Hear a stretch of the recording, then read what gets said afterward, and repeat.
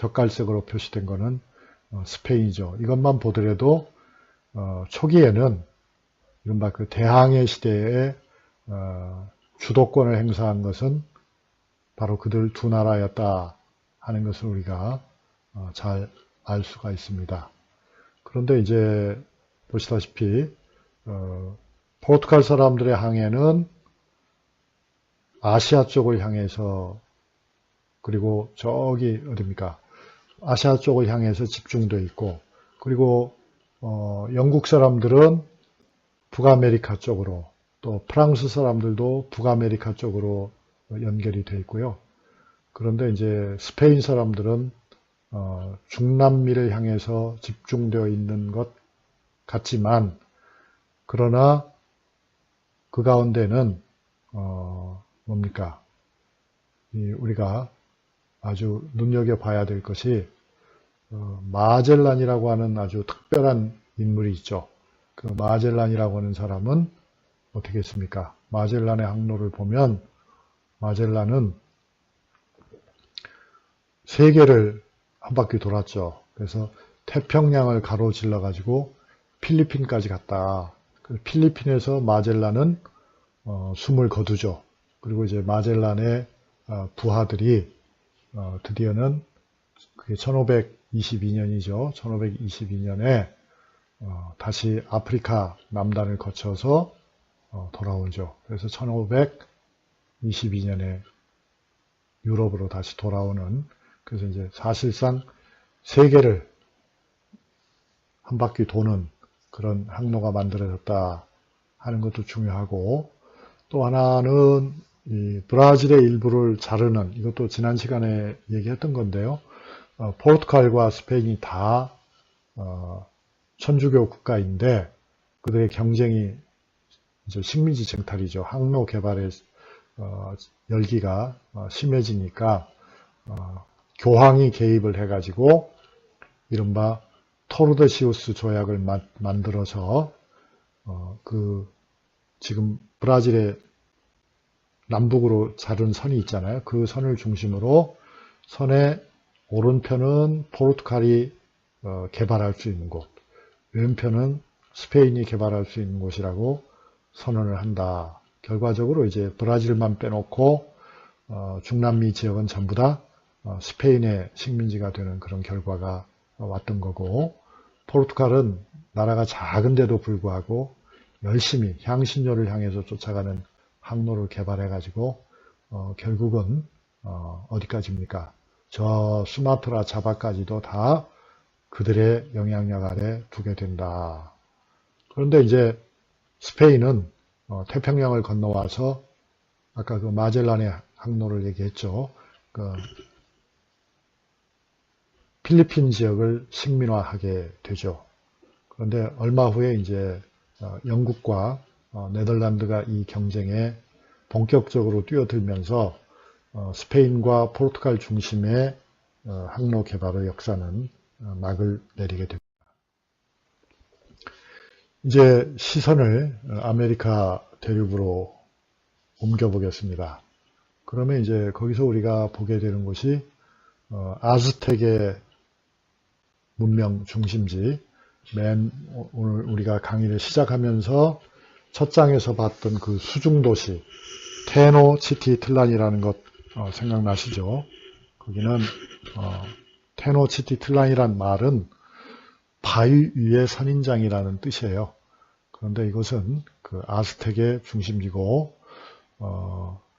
호수에 있는, 텍스코고 호수에 있는 섬에다가 만든 도시인데 인구가 200만 명이나 됐다고 합니다. 당시 세계 최대의 도시죠.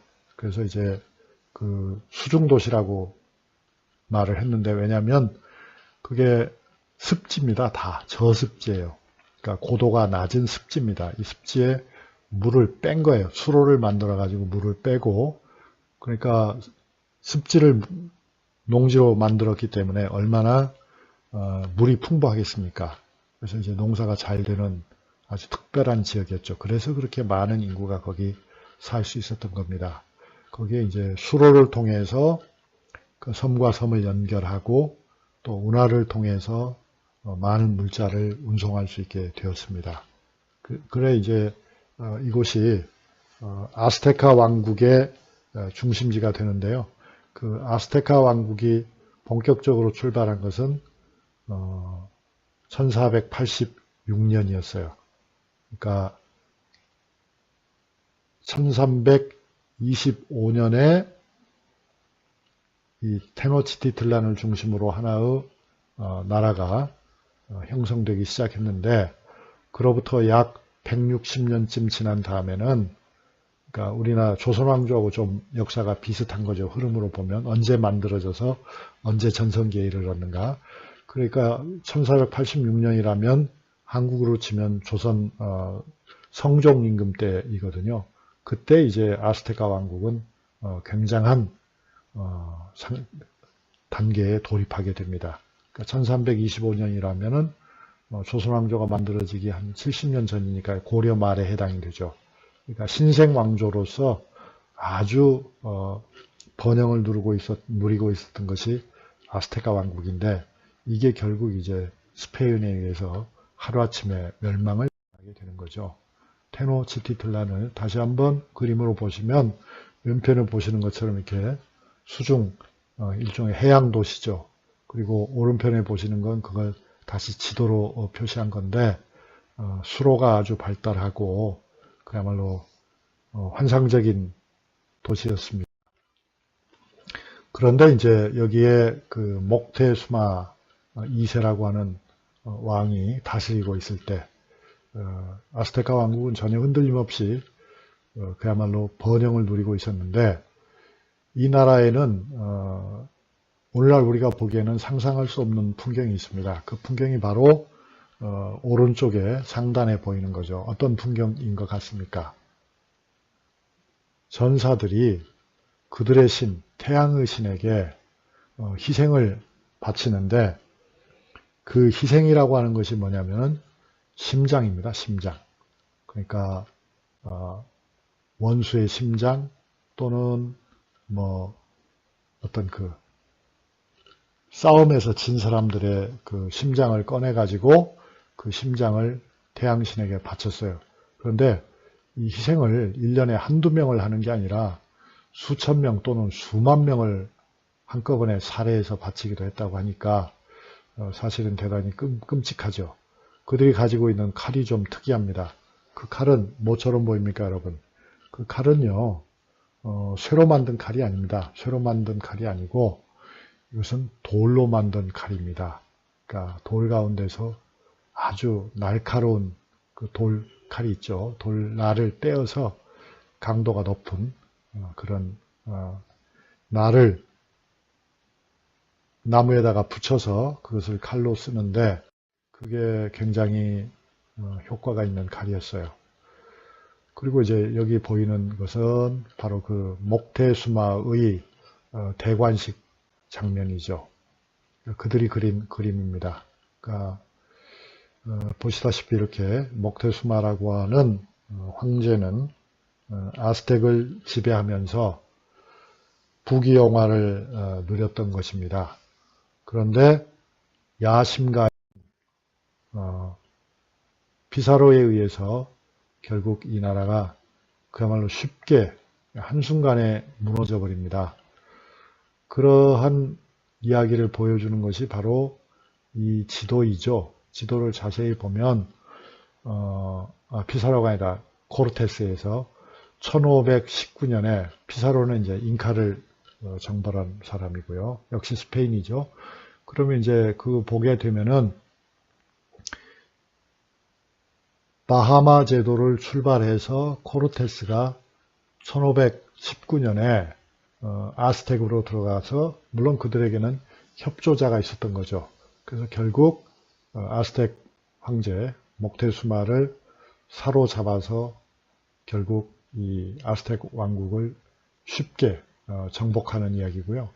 거기에 이제 자극을 받은 또 다른 그 스페인의 한 전사가 바로 피사로라고 하는 사람인데, 피사로는 잉카 제국을 무너뜨리죠. 그거는 31년에서 33년 사이인데요.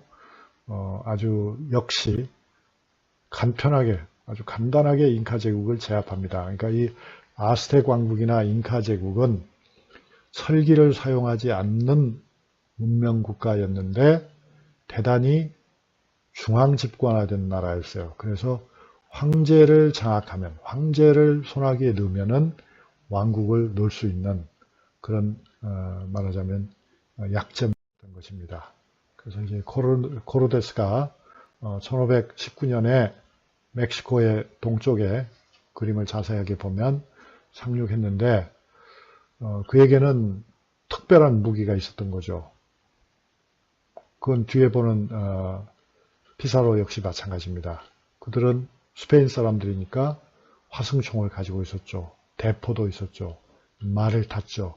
이런 것들이 다 아스텍 문명이나 잉카 문명에는 없었던 것들 아닙니까? 그래서 결국 새로운 문명의 이기를 이용해 가지고 자기들에게 호의를 가지고 있었던 아스텍의 황제나 잉카 황제를 포로로 잡아서 결국 자기들이 원하는 황금을 약탈하고 결국 이들 제국을 멸망시켰다 하는 이야기입니다.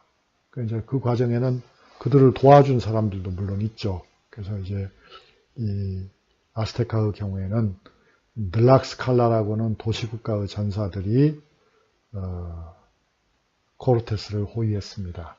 그런데 이들 문명이 얼마 후에 망해버리는데 거기에는 여기 보시다시피 아스텍 경우에 인구의 4분의 3이 한 30년 안에 다 죽어버리는데요. 그렇게 되는 데는 스페인 사람들의 몸에 들어있던 천연두가 원인이 되었다 하는 거죠. 그러니까 이 문명을 무너뜨린 것은 스페인의 화승총이 아니고 스페인의 대포가 아니고 그것은 그들에게 일시적인 승리를 선사한 것이었고 실제 이들을 무너뜨린 것은 바로 스페인 사람의 몸에 들어있던 세균이었다. 세균의 참 놀라운 힘이죠. 그거는 프란시스코 피사로의 경우에도 그대로 해당이 됩니다. 그러니까 피사로는 훨씬 규모가 적은 180명의 병사와 62필의 말 그리고 이제 무기를 가지고 가서 황제를 사로잡는데요. 결국 여기도 전염병으로 몰락하게 됩니다. 그래서 잉카 제국의 몰락이라고 하는 것은 보시다시피 황열병, 천연두, 홍역, 인플루엔자, 패스트, 티푸스, 디프테리아 이런 아메리카에는 전혀 없었던 유럽의 질병들, 아시아의 질병들이 결국 이들을 죽음으로 몰아갔다. 정말 신기한 일이죠.